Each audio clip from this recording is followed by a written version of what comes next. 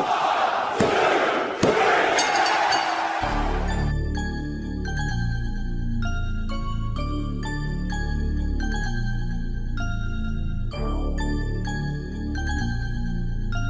going on, people? We're back for another episode of Bell to Bell Podcast. DJ Mainstream, Voice of the Voiceless, Patent Pending, alongside Blackout the Rebel. Yo, what's good?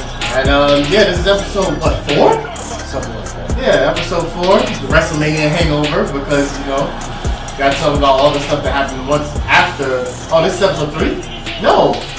We just recorded episode 3.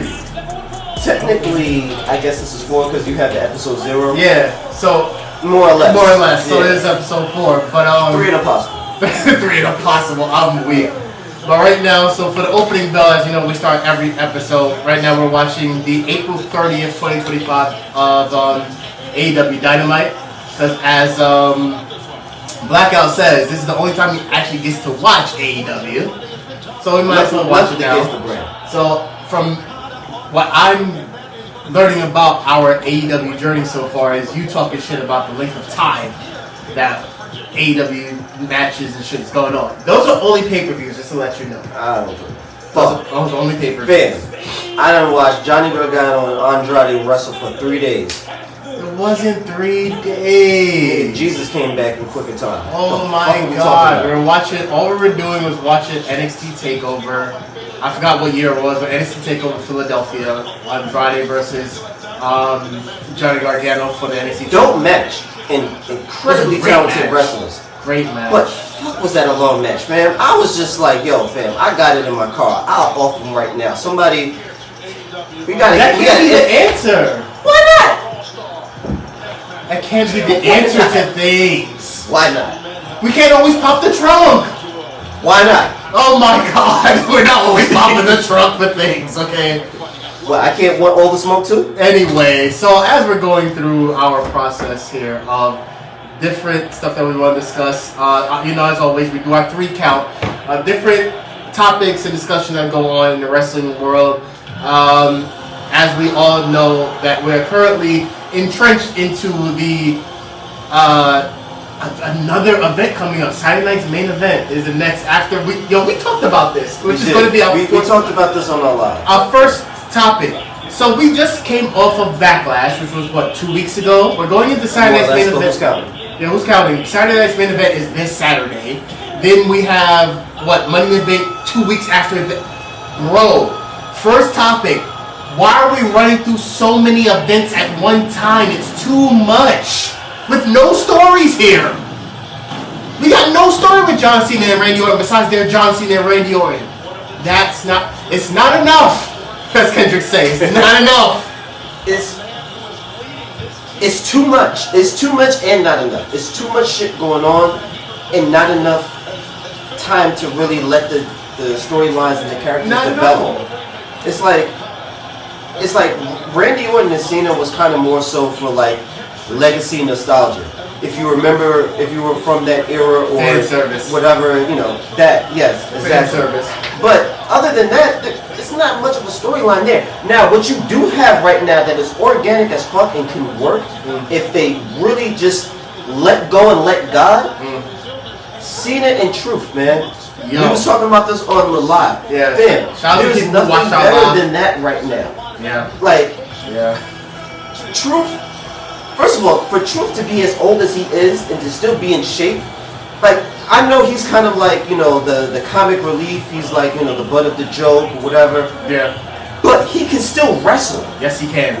Really well. Yes, he's still athletic. He can still carry a match.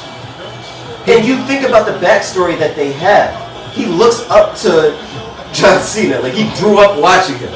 To see, we was just discussing that. Like, I was just saying, there's a couple of ways you can let this shit play out. You can let John Cena, what was I saying? You can. Oh, that basically let John Cena go against R-Truth and either have R-Truth. Well, I think how we were saying is have R-Truth after he win. Yeah, because he needs a title run. We need a 2026 R-Truth title run. All I'm going to say is R-Truth is a former NWA. He's a former world champion. Yes. He is deserving of a chance. And has the most belts in history. Isn't that right? Technically, right? Technically. But if you want to put it for 24/7 belt, yo, niggas racking them shits up. I wasn't even there for that, but I was like, how the fuck can you let him do this? All I'm going to say is if we're going to give a legitimate time for John Cena to really embrace this last run as being heel Cena, whatever, let R-Truth beat Cena. Then let Cena beat R-Truth and get the 18th title. Nah, I'm not with you on that. No. Because I'm all for, not just because I really like R-Truth, but just for the storytelling. You let R-Truth be the main babyface in this because we see John Cena as the heel now. Yeah. You let R-Truth be the babyface. So this way, he can be the one to dethrone John Cena because he's he's not acting as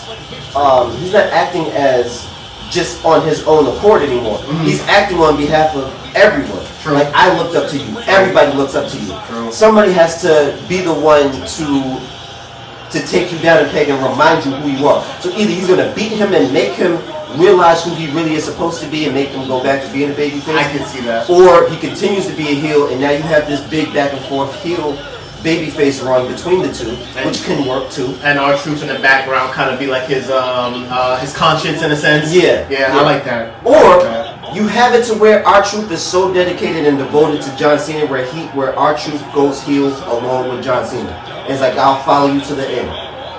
Now you got R-Truth backing John Cena as a fucking manager / I like that. Nigga, come on. You're not the only one that can cook, nigga. I can saute too. I kind of like that. R-Truth being John Cena. Yo! He can be John Cena by proxy. Basically. When John Cena's putting him in a movie, he can hold the belt for John Cena too. I'm acting on John Cena's behalf. Yo, R-Truth can pull that shit off. He could. Have John Cena do a whole monologue going against Cody Rhodes. R-Truth just comes out. I didn't know. Nigga, I didn't ask you out here. I got your back, dog.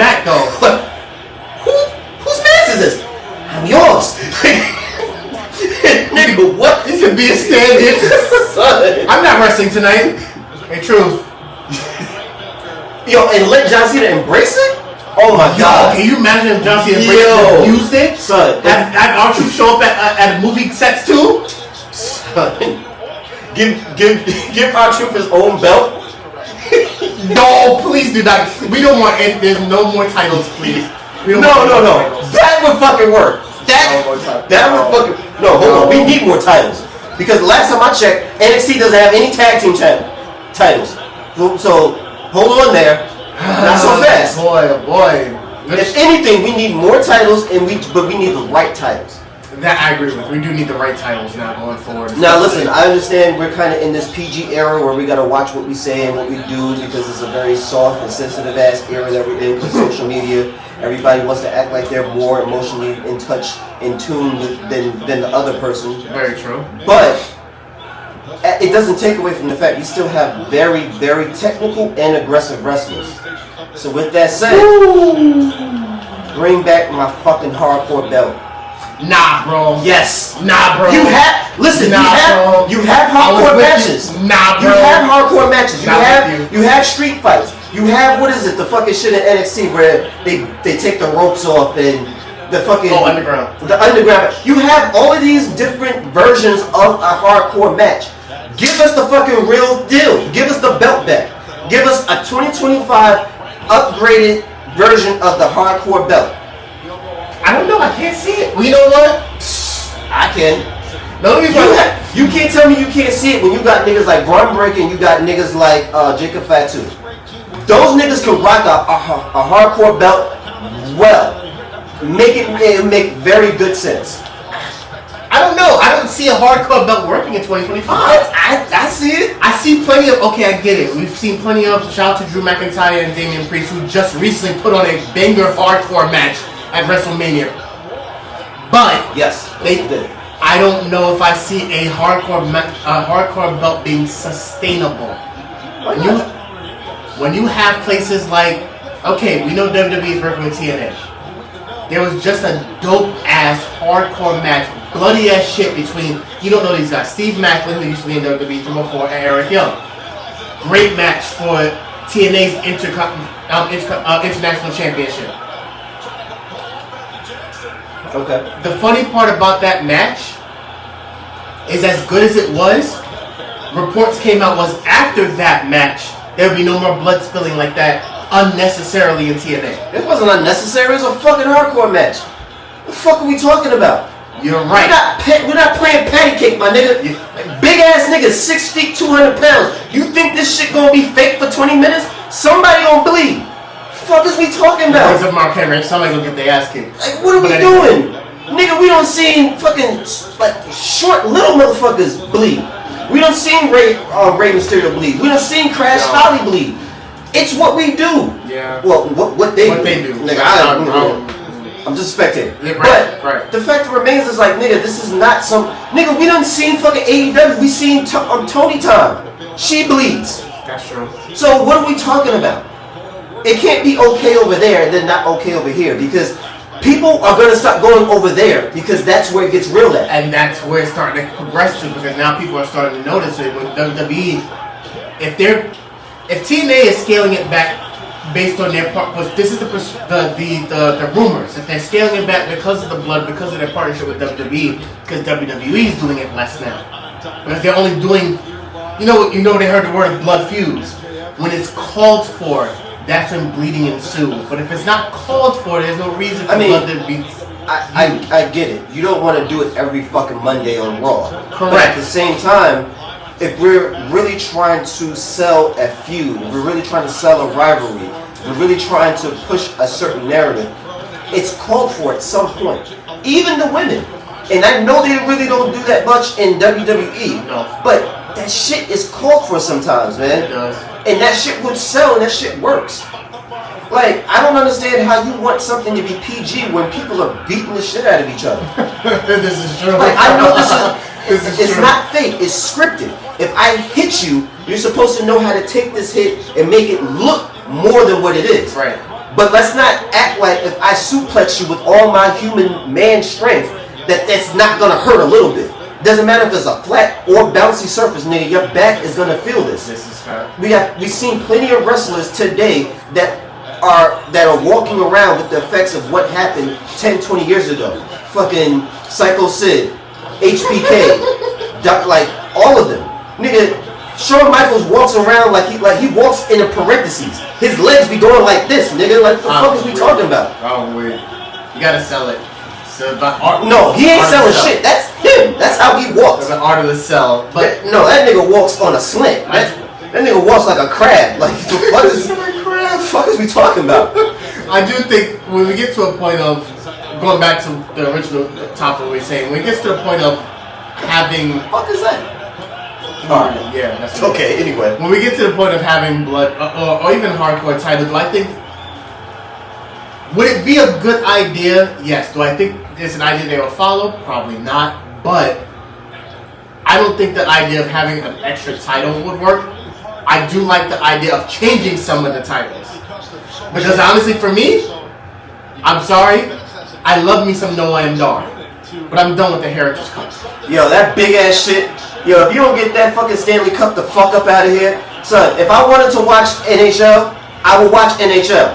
Get this shit, man.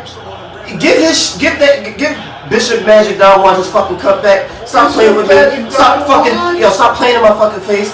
But I say not just the hardcore belt, but we need more belts, because you know why? It will legitimize why we don't see so many belt titles on a regular basis. Because it doesn't make sense that you don't have that many belts and we don't see that many title defenses. Fam, how many title defenses did the fucking the War Raiders really have? What was the fucking run for fucking the Party Girls, Kaden Carter, Katana Chance, NXT champions? They had less than a month. I remember because they got the tag team champions somewhere before Christmas. Yes. And right before fucking New Year's, basically, or right after New Year's, they lost that shit. Yeah, which gives me a perfect time for us to bring up something we mentioned on the live. Yes. Which is why I totally do not understand letting go Jakara Jackson go, knowing her and Lash Legend was building something very logical with their tag team. Case in point, since we're talking about it, The case in point, you have these WWE Women's Tag Team Championships. You already got rid of the NXT Women's Tag Team Champions and integrated into the two. Cool. I'm cool with that. I'm not, but go on. I'm cool with that if you're going to be able to let those same WWE Tag Team Champions defend them on Raw, SmackDown, NXT, and now that we have Evolve as well. Cool. Because that's what the type... But go ahead. My issue was, if you knew deep down that you didn't care that much about the Jakara Jackson character, then why did you build him up so much from even wrestling on Saudi? On SmackDown as a debut? Should we explain the whole storyline that we had? Go ahead, finish cooking. You had this set up perfectly. It is obvious you're building Lash Legend as the star of out of this whole collective in NXT. I'm okay with that. But there's no fucking reason why you get rid of Jakara if Jakara is being built up as the HBK to Lash Legend Diesel. You could have easily had Lash all the time they have for the championship. I don't care who was the championship at the time. Those champions go up to Lash and Jakara. Here's your last shot. Because after this shot, you will never get a chance in titles for the tag team championships again. The match happens. They lose. Jakara. Knock the shit out of Jakara. Lash knocked the shit out of Jakara. Now you have a whole line and a whole reason to build up Lash. Cool. You eventually let go of Jakara, which would be fucked up in general. But give her a reason to build up Lash because there is no reason for me. Lash should still be in NXT. If you was going to cut Jakara Jackson, then call up Lash. Because there's no reason she should be there any longer. There is none. She had the taste of the main roster. Leave her there. Leave her. I see what you're saying. Cool. At some point, I think I might revisit and swing back to that. But bigger than that, what you did say that I want to extrapolate, you can't keep having these convoluted ass fucking crossovers. No. You can't have somebody from SmackDown going to fucking NXT, somebody from Raw going to NXT, somebody from NXT going to, and then still do a fucking draft.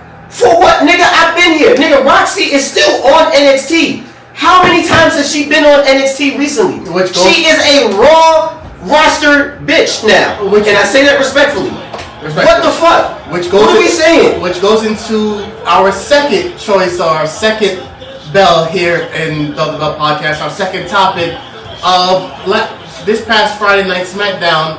It was officially revealed in a backstage segment between Alexa Bliss and Charlotte Flair. Of course, they have their interaction. They're standing outside of Nick Aldis's office. I'm not quite sure how to help you with that. I don't know. Not you, bitch! Nobody talking to you. You report all about shit and try to get niggas jammed up. Suck my dick. Yo, I can't with you. You don't have to do this to Alexa every time you're here. I will. Anyway. I will. Because she had no business interrupting us. The point is... Fucking care. Anyway. I can't with you. So eventually, Nick Aldis comes out the office, and lo and behold, who walks out? Julia. Yes! Former NXT Women's Champion Julia, who former injured NXT Women's Champion Julia. I digress. She was just in a tag team feud with Roxanne Perez on Raw. I get it. If that was the blow-off match between them two and Io and Rhea on this past Raw, okay.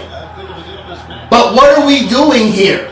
You just did a whole promo. That wasn't a match promo. Anybody who watched Raw this past week, that wasn't a normal one-off. Me and Julia are here to beat Io and Rhea because no, we are here as the future of this division. Roxanne said this division as Raw, which had us all believe her and Julia was going to be a tag team. Now all of a sudden Julia's on SmackDown. Can we stop flip-flopping with the women's division here on both sides in WWE? Because it makes no sense. I think they realize SmackDown needs the extra help. SmackDown desperately needs the extra help. You're right on that one. I would have known that before I had them say or do anything, because I guess it kind of makes sense. You have Roxy on Raw, fine, but you can't have both of them go. No, somebody has to go, but they're still not legitimately there. They're just wrestling there. roster-wise, they're still NXT. So this is what be pissing me off. So the news report came out, and I think I don't want to misquote somebody, but I'm going to look it up now.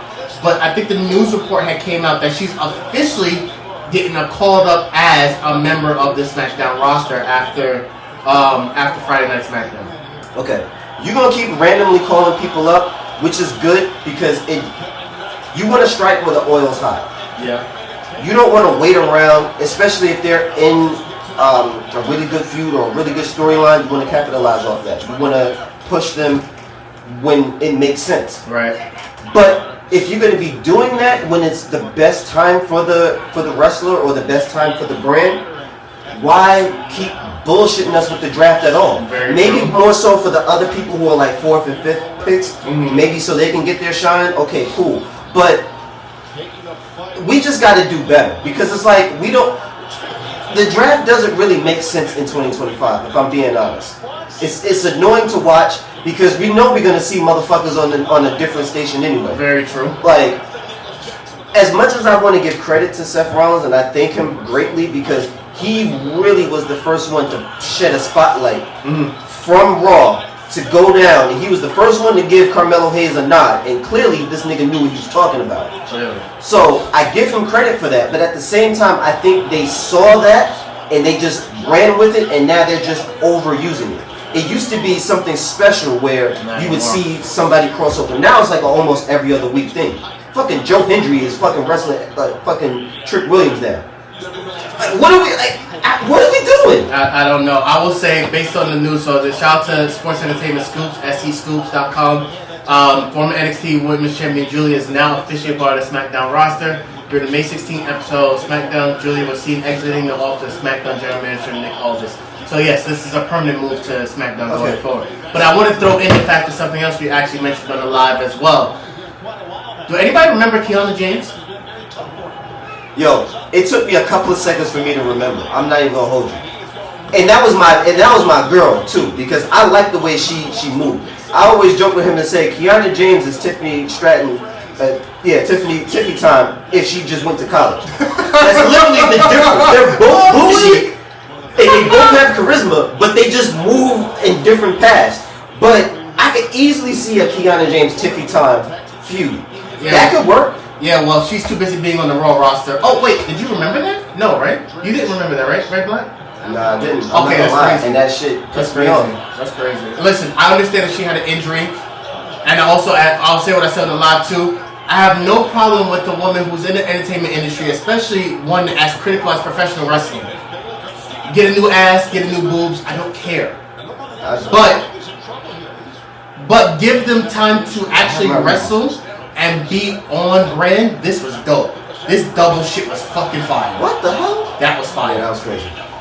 Give them time to cook. The way I feel like, and I'll say what I had an idea of. When Kiana James got called up, she automatically used her NXT, what you call boss bitch character, on screen right there next to Adam Pearce. If it was me, I would have, while she was injured. This thing was cooking on live. While he was injured, hold on, to put the hat back. While Kiana James was injured, Dusty used to tell those kids at NXT about promo time, that every bit of time that you have on the camera counts. Easily use her boss bitch character to be Adam Pearce's assistant. During the time she's an assistant, be easy with that bug in his ear and start getting certain things her way that she wants to maneuver. Just as simple as you're in a boardroom. She's shifting pieces out the way for herself to either become women's world champion or women's intercontinental champion. Doesn't matter which one. But whoever that she wants to focus on using that boss mentality would have been perfect. Here's your kicker. Adam Pearce is saying, hey, yeah, well, Rhea Ripley, who let's say I was a champion at the time, I think she got called up. Rhea Ripley may possibly be injured. Oh, well, maybe we could do something special with that. And, you know, I learned this from Ava. Maybe we could do a number one contenders match. Or maybe even Battle Royal. I wouldn't mind being a part of it, you know, just so I can make sure things go smoothly. And she wins it. I was just thinking that. And she fucking wins it. She doesn't have to win the title, but she wins the match because she used it, because you're using her. I was going to say something similar to that, Not as grandiose, but that's really good. You can say something as little as have her say, the champion has to wrestle someone random. Like you have to always be prepared. Yep. You have to be ready at any time. Yep. And then the random person, it's her. It's her. Yep. You find out that she's 100% clear. Yep. And that's how you find out. Right then and there. That's how you find out at the match. Yo, what y'all doing? Yo, text us. Like, come on. We ain't hard to find, nigga. Southside be outside. We really ain't. Bell can help you build your show. Like, come holler. Nigga, we really does this. I'm telling you. But here's my thing about the whole thing with the draft. For years now, I get why, because it was a Vince idea. I get why the draft made sense then. That does not give me confidence. But now, which one of y'all can suck the best? You know what? I fucking can't stand you. But now, that's not me. There's two things why the draft doesn't work. I don't give a shit what Triple H says. I don't give a shit what Shawn Michaels says. NXT is a third fucking brand. Because you told me today, which I had no idea. I don't watch LFG. I barely watch Evolve. Yeah. LFG, the winner gets an NXT contract? Yes, that is correct. And we're recording this here on Sunday night, so by the time you guys might be watching this, and by the time it's edited and done, we're gonna have a new male and female NXT wrestlers. Yeah. Yeah. I don't understand it. And the main reason why I don't understand, it sounds fucked up the way I'm saying it, but I don't understand it because, which again, goes back to my first point. NXT is a third brand. Yes. Evolution is the new NXT. Yeah. I mean, Evolve is the new NXT. Yeah. And LFG is your build for Evolve and NXT. NXT is not developmental no more. You might as well make the NXT Championship the World Championship as many times as it's been defended outside of America anyway. Because at this point, NXT is a third fucking brand. Stop selling it as it's developmental. It's not, bro. It's not developmental anymore. No, hell no, it's not. Yeah. It's not. Because you can't sit here and tell me the fact that I know that LFG the winner gets that title shot. I mean gets that contract. I just saw, and I told Blackout about this. I just saw Sean Legacy, who impresses me on the Evolve with the episodes I did watch, and the little bit of time I did see him on the NXT 20-man Battle Royal last week, Tuesday, for the world title. He impressed me then too. He's in Evolve right now, but he's also an independent team. WWE, you think you slick? You think you slick? You gonna turn Evolve into your own independent wrestling company? Yeah, that sounds about right. You're gonna have all your NXT guys sprinkle into your LFG guys, and sprinkle into the guys that you have on the independent scene, like Strong Legacy, like Smiley Collie Ray, and all them in Evolve now that wrestles on independent, but doesn't have a full WWE contract yet. You're giving them too much credit. If this was prior to The Rock sticking his dick into the storyline, I would be like, yeah, that sounds about right. That makes perfect sense. I know for a fact that they're going to do this because this makes sense. But now, no, I don't give them that much credit. I feel you. But that does lead me to a point. What's up? So yeah, I'm glad that you brought up LFG because I wanted to make sure that I'm doing my part and I'm taking initiative. So I know Mainstream and I know Leap, they don't really watch LFG too much. They don't watch Evolve. I wanted to kind of see what else is out there because, you guys are well versed in AEW, New Japan, and all this shit. So I'm learning from y'all. So I wanted to bring something a little different to the show. So I'm watching LFG. There's a lot that I can say about that. But because of what we're talking about right now, I wanted to pose this to you. Yeah. And because Leak is not here, Yano, I'm going to need you to step in and answer this question. So now, like you said, the way that the premise of LFG is, it starts with 16 wrestlers. Mm-hmm. It goes down to 2. 1 male, 1 female. Mm-hmm. Those... Tough enough shit. Go ahead. Yeah. Basically, shout out to Nathan. The winner of those, they get the NXT contracts. Okay. So, with that being said, Yano, you're TNA. Mainstream, you're AEW. Okay.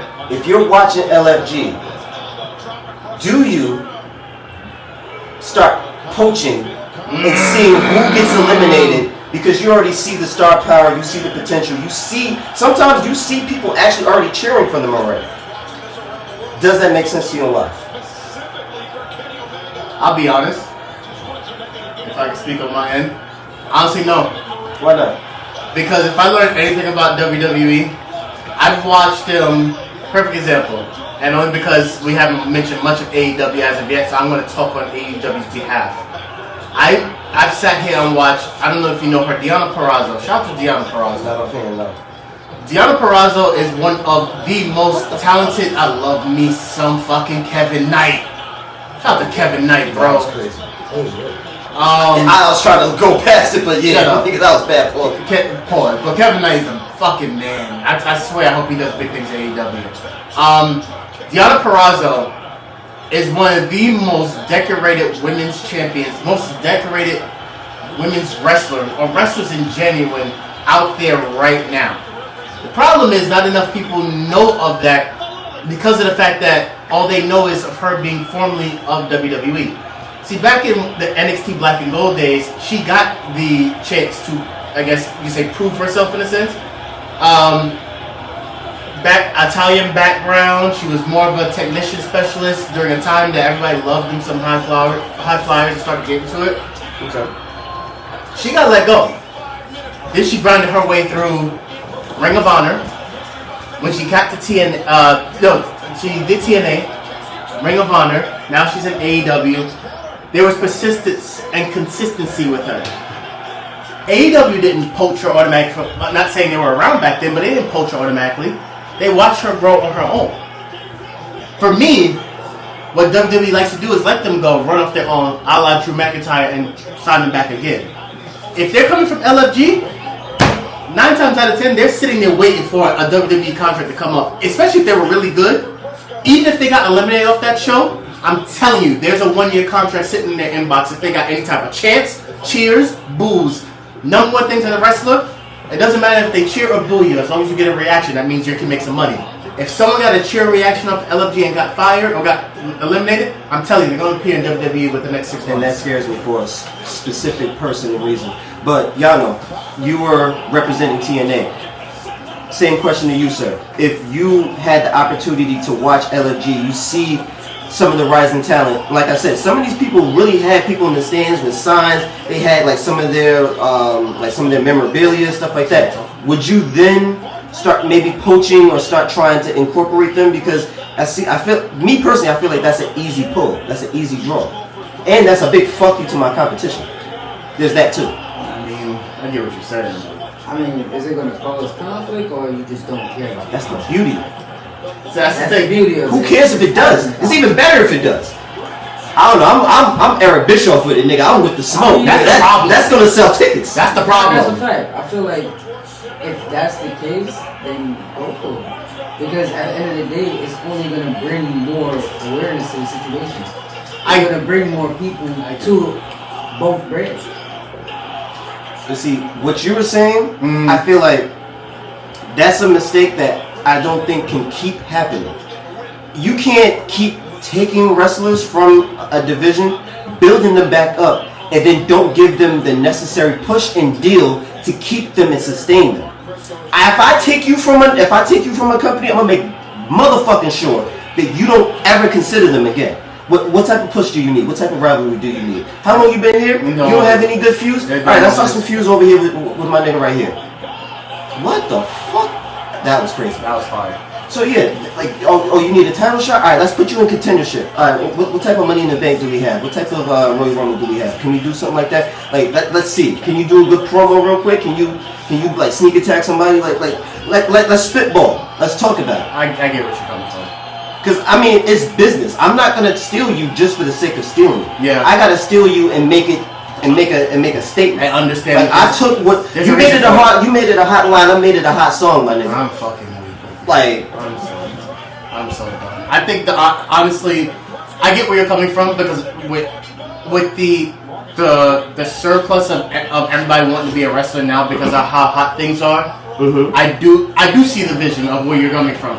I just feel like on that level of if I'm specifically AEW in this case, or just any entity, or any entity in general, I'm patiently waiting maybe a solid year. for people like a Dakota Kai, the Braun Strowmans, the Eddie Thorpes of the world. Yeah, you take them down. If you're AEW, you look at them. Because obviously WWE has already said, once we let you go, twice we've let you go. In Braun Strowman's case, this is the third time we let that nigga go. Really? This is the third time we've let him go. That's crazy. I don't want you back. Yeah, I'm going to sign you now. Because I think I can do something with you. But those young upstarts, because I've even heard for a while, they would actually consider letting go Holyfield's son. Because he wasn't progressing as much on the Performance Center. I'm not touching him either.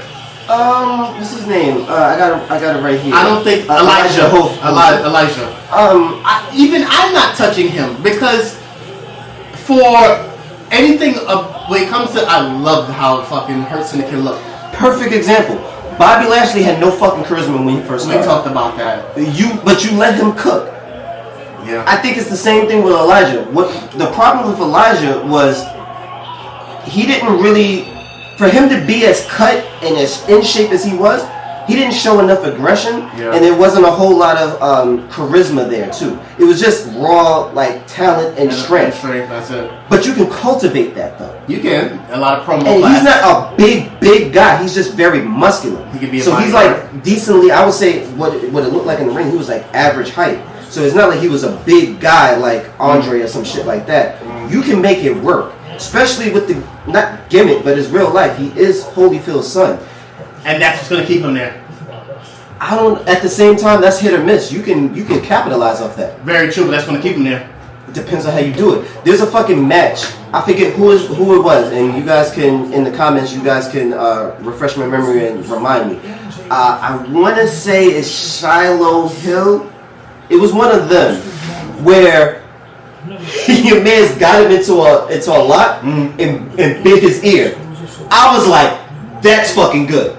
All of the judges was like, that's how you sell that shit. I was like, so it's hit or miss how you manifest it and how you articulate it. I guess. I mean, listen, whatever works. Honestly, listen, if he gets a reaction out of somebody, either the crowd or whatever, not everything is good. I know, and not everything is good. And that leads me to my next couple points. Which honestly might as well, because are you going to focus on LFG from here on out? A little bit. Okay, so then we start third point. So as we mentioned already, while we're recording this the same night as the LFG season finale. And lucky for us, Blackout the Rebel has been keeping up with it. So he's been wanting to make this point, and I see that how our time is going. Sir, oh, wow. The floor is yours. There's a couple points I want to make. Okay, so you were talking about, if it sells, it doesn't matter how they receive you as long as you're being received and as long as people are, whatever. Yeah. As long as they're engaged. Yeah. There is a particular wrestler that was there on LFG, and I promise you we're probably not going to see the end of him, and it pisses me off, but I understand why. Okay. There was, so alright, for people who are not aware of LFG, it was broken up into teams. You had 4 greats that were mentoring these people. So you had Undertaker, Booker T, Bubba Ray Dudley, and Mickey James. Yeah. Bubba Ray, one of the people on Bubba Ray's team was a person named Braden BJ Ray. And anybody who's watching this right now, you watch LFG, you're already like, yeah, I fucking hate that nigga. BJ is. When I tell you, BJ is a baby Logan Paul, people will pay top dollar to see him get his ass fucked. The amount of times he was blatantly disrespectful, not just to Bubba Ray Dudley, but to phenomenal AJ Styles when he came on and made an appearance. Wow. Just like, everybody, all of the future greats is just chilling where they're supposed to be. This nigga BJ sits up next to AJ's like, watching the match like, yeah, what we doing? AJ's like, what the fuck? Bubba Ray blacks on him. He's like, what are you doing? Go back over there. Get the fuck. It's just little shit like that. And then on top of that, he has one of the best, just natural talent when it comes to charisma. Gotcha. He can do like a monologue very easily. Like, he came in, nobody even knew he was there. He came in the fucking Performance Center, did his thing in front of CM Punk when he was featured, dropped the mic and left. They had to admit it. That was the best one that was one of the best ones that they saw. Jeez. But you say all of that, and then the nigga can't wrestle. The first match that he had to really do, and it was a win or go home between him and Cutler, because Cutler had to take his place because BJ injured himself. Okay. Cutler, his problem was he had no fucking personality. This nigga was deadpan. He was one of those people that was tall, good looking, chiseled. His whole life didn't have to work for shit. No personality. Shout out to Eli Cottonwood. Well, alright.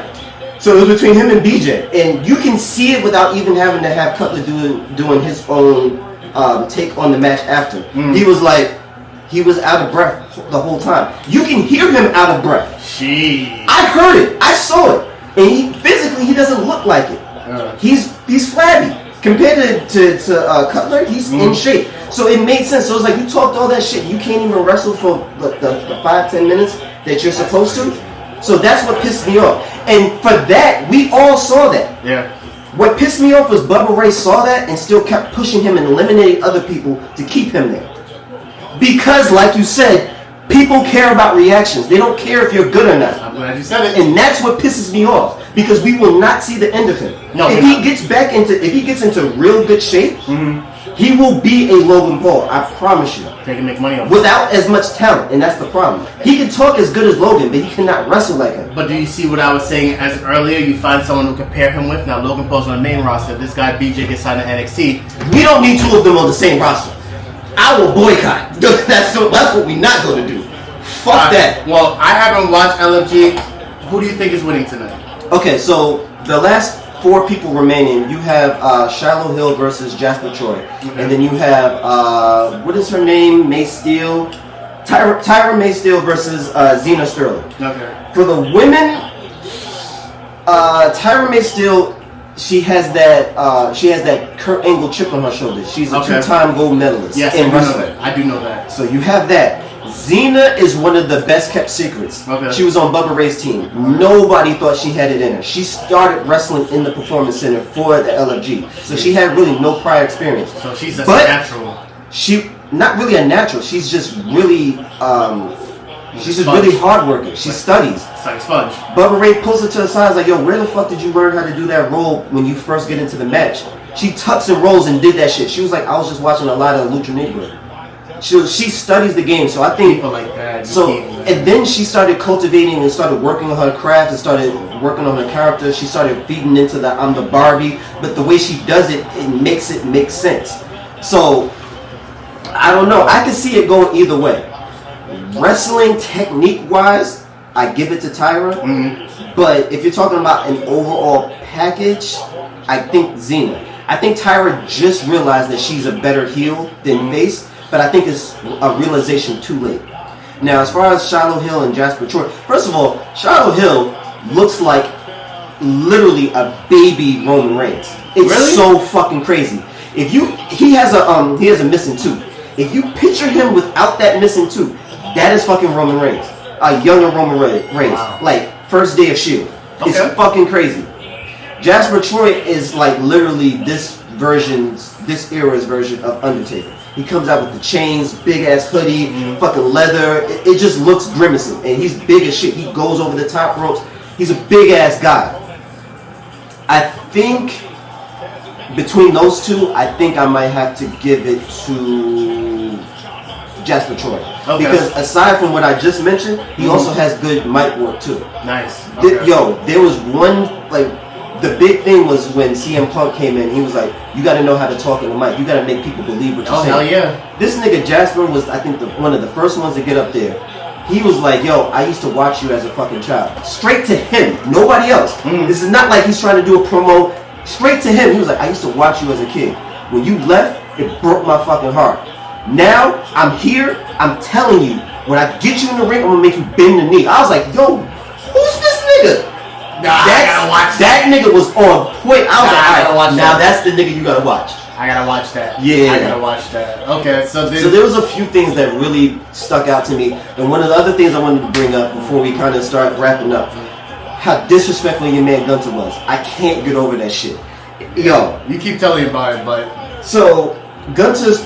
Every episode for the most part, they have a different wrestler that comes on that is an expertise in this particular thing. Like AJ Styles came on, and he was more so trying to get them to understand. You have to have a moniker. You have to. I'm the phenomenal one. What are you? So are you? This is how Tyra May became Tyra the Real Deal Steel. Things like that. I got you. So when Gunter came on, he was on as like kind of like to push them to be more aggressive, to be heels or whatever the fuck. Like I think it was just ambiguous. I think they just wanted them to have him there just to have him there. Honestly, You going back to your Gunther hate bucket too? I hate him, but this is more warranted. This nigga came on and was saying some shit about one of Undertaker's characters. I forget which one it was, but the way he was addressing Undertaker was disrespectful. He was just like, "Yo, he's not where he needs to be. Who do we have to blame for this?" Oh shit! And Undertaker is now doing, the in-person camera thing, and he's talking to the camera. He's like, for a second there, I almost had to stop myself because I'm like, who are you talking to? And that's what I was talking about in my live, where I'm a fan, but let me be a wrestler. I'm gonna have so much respect for certain people for laying the groundwork. You can't talk to a nigga who's 31-1 at all. At fucking all. There's some people who don't have 0-1. The level of expertise and excellence that Undertaker exudes over the years, even if you could say, he wrestled too long past his prime, whatever the fuck, there's a level of respect that you give. I don't give a fuck if you're the champion now. He was the champion then, and he still is the champion now. Like, the respect that people have inside the ring, outside the ring, backstage, that's the shit that Gunther needed. And he talked that shit, and I was looking at him like, this is why I hate him. Because he's not a heel on the show. No, he's a heel in real life. He's an asshole. Yeah, he don't talk to Undertaker like that. No, he's a pure So I was just like, nah. Even if he was right, which to some degree, what he was saying about Undertaker's understudy was kind of true. He needs more work in this area. You don't say it like that, though. Gotcha. Like, there's a time and place. Stop trying to be a heel because this is not fucking Raw right now. This nigga is not trying to challenge you for the belt next week. Learn your fucking place. Understand what it is. Chill the fuck out. If I was Undertaker, I would have knocked him the fuck out. Watch who the fuck you talking to. I'm still American Badass, my nigga. So that pissed me off. So my question to you is before we wrap up. So as based on what we talked about a few topics ago, you've chosen your winners. Do you see the people who would be your runner-ups get signed? All right, let's look at the list because I have the whole roster. No, not the whole roster. I'm just talking about the two people that are. So you basically said. So Xena would be my runner-up, and Shiloh Hill would be my runner-up. Yeah, do you see them getting signed? Xena, yes. Okay. Shiloh Hill, I think he still hasn't really found a groove yet to where he can break out and really show his true. Like there's moments in time where you can see like he's trying to be aggressive and trying to be crazy, but it almost feels forced. Gotcha. So that's why when I saw Jasper Troy, he comes out with the chains and shit. He's mad and menacing. He's very silent, but at the same time, when he does talk, you listen. So it's just gonna take a little bit more seasoning and time. But I can see Shiloh, Xena, Shun, absolutely. Okay. So yeah. Gotcha. All right. Well, listen. We'll hopefully the next episode we can go over the winners at LFG. Cross the fingers, see who won. Hopefully the next episode also Leak will be back as well. But as we wrap up here, I feel like he's not going to do it, so I'm going to do it. Let's talk about what we feel as personal sponsors first and foremost. Shout out to Elevate Cannabis. Sure, shout out to them. Shout out to them up in Mount Vernon. He says that because I don't smoke. But myself, my producer, our producer Yano, and of course Leak do smoke. Shout out to Ralph, shout out to Katya, shout out to the whole team up there. We're going to be back up there soon. Hopefully we'll be up there again for a few more events. But also, shout out to this man here in his book, What the Heart Wants. I'm going to put it on camera so you can see What the Heart Wants is now out on Amazon. Please get it. I've read it. It's an amazing book, an amazing accomplishment by this man here. And then, of course, I want to shout out to the man who's behind the scenes, Swiss TV. Please hit Swiss TV, Swiss Visuals up if you are interested in any type. Not just podcasting like you're doing here. Music videos, you're behind the scenes. Pop-outs. Shout-outs to King Diego. Shout out to King Diego. Yo, I pulled up, I was like, yo, Diego was good. I saw y'all nigga, what? Mike, there's a wrestling event happening. I'm like, yo, what y'all up to? At Diego's event. So, for anything, for music videos, baby showers, bar mitzvahs, all that. You want your shit to look. He gonna stand out at a bar mitzvah, but that don't mean that he's not gonna. He ain't gonna show up and work. Gonna show up and work. Yeah. So again, Swiss TV, Swiss Visuals, please book them today. And as we close up here, I want to shout out to anybody who pays attention to anything professional wrestling wise. Yes. The main reason why is because for me, for Blackout, for even League, when there's nothing going on in the world, bad shit going on, I should say, in the world, there's always professional wrestling. Because that's what keeps us happy, keeps a smile on our face, and honestly, keeps us doing podcasts and shit like this in general. We have guests coming up soon. We have professional wrestlers who are heading up to be involved in this. So I want to make sure you guys understand, all four of us do this not only just for, we like hanging out and shooting shit with one another, but we legit do it for the love of the game. And eventually it's going to get to the point that we're going to ask for more of y'all to support. Right now, please share the video. Share this video, share the other episodes, share the reels, share the casual series that we're doing, share the behind the scenes stuff that we do, share even the lives that we do, because we do talk about stuff there as well. Bell2, the number 2, bellpod@gmail.com. If you're interested in anything we talk about, if you want to shout out Bell to Bell on Instagram, on Twitter, Bell to Bell on Patreon as well. If you're interested in anything that we're doing here, contact us. How we can make it better, what we can change, we're all for it. What's social media, sir? BLK out the Rebel. He said everything basically, but please be on the lookout. I'm going to be dropping a couple of videos between now and Friday. One thing in particular is going to greatly affect what we're doing here at Bell to Bell. So be on the lookout for that. We got a couple of things moving. Down the pipeline, we do have a couple of ideas I haven't even brought to his attention yet, but there's going to be a lot of things moving. We do appreciate the support, the interactions. But yeah, keep on the lookout for us. BLK out the Rebel.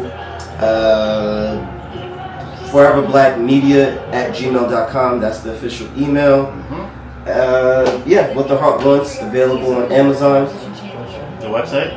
Oh man, alright, so cat's out the bag. Alright, so that was gonna be the fucking that was gonna be the big thing on Friday. But yes, the website is officially done. I have my own website. foreverblack.com is gonna be 4 everblk.com. You're gonna have a portion of it where it's strictly just bell to bell content. I'm gonna collab with Yano. He's gonna send me the suitcase full of all the fucking footage that we have. I'm gonna start putting that up there. We're gonna have the socials up there. You're gonna be able to engage with us. You're gonna be able to send us messages and things like that. You're gonna see possibly like behind the scenes exclusive content that you won't see on Instagram or TikTok or anything like that. So it's gonna be a good look, and I'm glad I didn't tell you the other surprise, because you would have leaked that shit too. Oh, but I have some other things that I'm thinking about. I want to run by Yano. I want to run by Leak. I want to run by Mainstream. We're trying to make this a big thing, because we really are passionate about what we do here, and we like what we do, and we from Southside. We're go-getters, so we like the hustle. So you're gonna see a lot about us. So yeah, that's it. And I'm gonna give a quick shout out to House of Glory, Hog Wrestling. You may see us there soon. So as always, Bell to Bell Podcast. See y'all next time. You got to do it right. You got to do Bell to Bell. Yeah. And we out.